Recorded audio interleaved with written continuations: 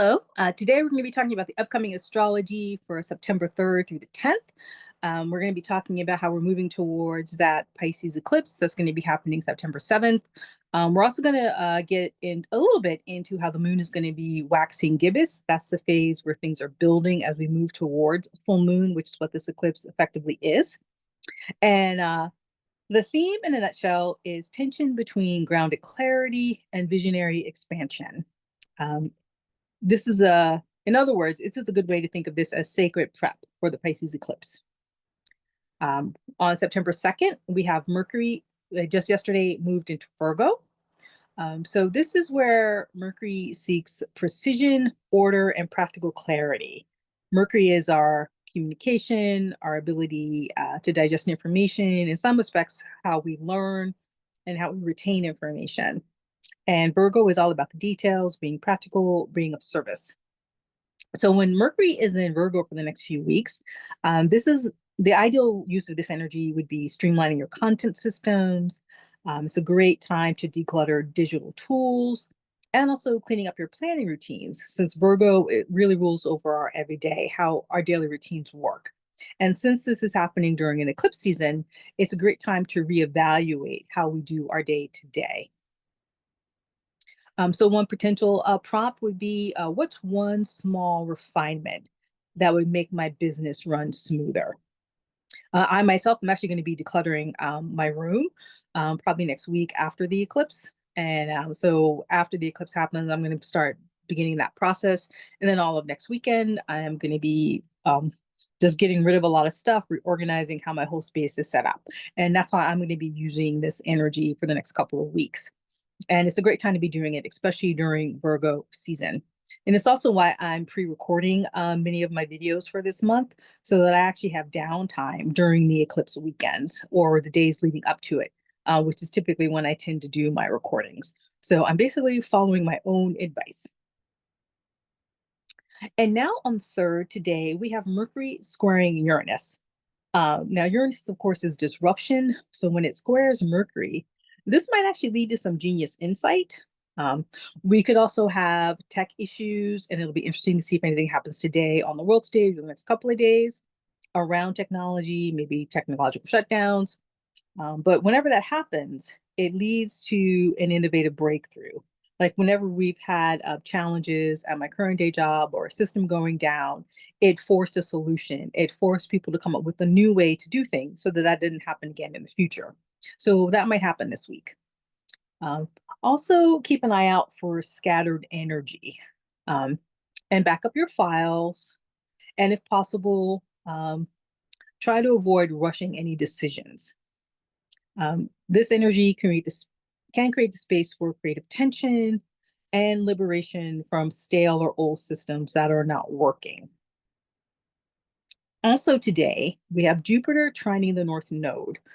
Jupiter is our expansion, bounty, and the North Node is our soul's calling, our destiny, that destiny signature inside of us. That's always pulling us towards what our souls ultimately want for us. So when Jupiter trines it in the supportive aspect, in a nutshell, it's a cosmic green light. So there may be an aha moment for you, some sort of big picture expansion that comes to the surface around your soul's purpose. This could be a great day for doing some networking, launches, that type of thing. And also just being more visible, sharing your voice. Maybe you'll do an impromptu live, for example, with your community. This would be a great day to do that. If you want to do that, or even tomorrow, you can still take advantage of some of that energy. We have Mars squaring Jupiter September 4th. This could lead to an energy spike. Mars, of course, is about our ability to initiate, to act, our courage, our bravery. And now when it comes into a tense aspect with Jupiter, which is about expansion, there could be an urge to overdo things. We might feel like we have more energy physically than we actually have. So just, be mindful of that. You don't have to do all the things in one day. And this is what this square can remind us of. In a nutshell, pace yourself. Potentially, you could channel this energy into one aligned action, not 10 scattered ones. I also want to talk about how the next few days the moon is going to be in a waxing gibbous phase as we build towards a Pisces eclipse or the full moon effectively. So when the moon is in that waxing gibbous phase, the energy is intensifying. So it's ideally not a time to start something any major that's also completely new to you. Instead, a better use of this energy would be to refine, recalibrate, and realign with existing intentions. You also may have an intensity of emotions, or your emotions may be more heightened. You might also experience more intuitive clarity, though, as well, or spiritual nudges, spiritual intuition. So allow yourself to just, be open to some of the spiritual insights that might come to you over the next few days.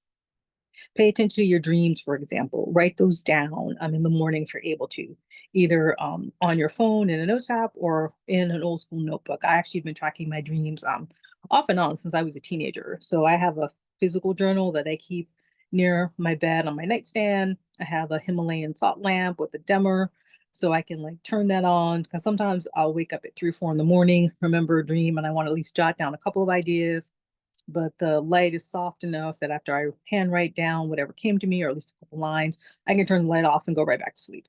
I'm able to do that, which I'm really grateful for. And of course, we have the Pisces total lunar eclipse. I have a separate video on that, so feel free to check that out. But simply, this is a culmination and cosmic release point. Um, Eclipses are often the end of a karmic cycle and the beginning of a new one. It's about releasing what no longer serves you. In a couple of my previous videos, I talked about how when I was 31, in 1 week, I got fired, laid off, and evicted. And that all happened in a week. And eclipses can be like that, like major endings all at once. And it literally put me on a whole new path, a new trajectory. So that could be what happens, especially when it's a lunar eclipse, a full moon eclipse. It's often about releasing what no longer serves. People around you may lose their jobs or they may resign. Often that happens around eclipses. And if possible, keep your weekend open. If you can allow yourself to rest and simply just recalibrate, keep the schedule light or do things that are really nourishing to the soul. Spend time with people that you really love, care, and connect with if you are going to be doing any activities. That's what I recommend for eclipse weekends as well. And I usually don't even have an actual eclipse ritual. I feel like the energy is too unstable for eclipses. So both eclipse weekends, I usually just rest and relax. I do very mundane things, maybe a little bit of light laundry, a little bit of light cleaning, maybe. But mostly I just chill. I just, see what my intuition calls me to do that day. I don't really plan anything at all. September 10th, we're going to have the sun oppose the North Node. The sun, our identity, how we see ourselves, and the North Node, our soul's calling. So when they come into an opposition, this could be a clash of the ego versus our destiny. You may feel torn around that time between safety and growth. Um, in a nutshell, this is another one of those checkpoints that we have this year where the universe is asking us, are you following your soul's call? And a lot of September is going to be like that. And there are probably going to be some shakeups in the collective as well. And it's really going to be having us all question, is this how we want our society to function? Is this how we want the world to operate? And towards the second half of September, I wouldn't be surprised if there are some major shakeups in industry, jobs, that kind of thing. And people have to make some serious decisions about how they want to be in the world and how they want their role to work, how they want the community to work. I'm recording this ahead of time, so I'm not sure what's happening, but I just wanted to put that out there. So look at it for yourself, at least on an individual level. Are you in line with what your soul is calling you to do, what your heart is asking you to do? Is your business serving your soul's purpose? Are you doing the projects or the creative work that really expresses who you are? And are you doing it from a space of faith and instead of fear or anxiety? And it's one of the things I've had to continually push myself to do, to be open to sharing as much of the wisdom and intuition that is coming through me and not worrying about what people think about it or how they're going to respond to it. just to trust that if the divine is giving it to me to share with others, to just trust it and to share it and know that all will unfold for my best and highest good in the process. So I'm encouraging you to step out in that kind of faith as well. Now, in terms of some practical stuff that you might want to do this week, you can use the next few weeks while Mercury is in Virgo to audit systems, redefine your messaging, and batch content that supports your future self. For example, maybe you can create an eclipse session strategy for yourself. Maybe you want to look at how to create emails that are easier on your system, or look at a process for doing that. That's something I'm actually going to be looking at this month as well. Looking at ways to maybe come up with some sort of automated email sequence for my newsletter, which I haven't done yet. So that's kind of one of those good things to do during Virgo season, during eclipse season as well. And if anything resonated with you, feel free simply just to put in the comments, maybe below, just simply Virgo season. Please do like the video. It does help me get the message out to more people. Please subscribe to the channel as well for the same reason. Oh, also, do join my Skool community. I invite you into that. Skool is the platform.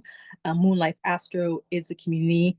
$9 a month or $50 a year. It does come with a free 7-day trial.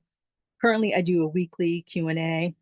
I might have other stuff by the time this video gets uploaded, but potentially not. I'm working on a couple other things.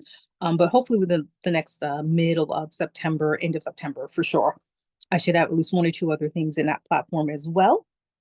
I am looking forward to meeting more people. I do appreciate all the people who comment on my channel. I do appreciate that you are receiving value from this. And hopefully we'll get to meet together in person during these weekly Q&As. And I would also love your input, what you'd like to see more on the YouTube channel and what you'd like to see in that platform. And so that'd be a really great space to communicate those type of things and just share what's working for you, what you'd like to see, and also just to support one another as we go through these challenges of transformation that we are moving through. And wishing you all the best. Much love, joy, and peace. And again, rest as much as you can during this eclipse weekend. Allow yourself to recalibrate, to rest and recover. Peacefully yours, Darius.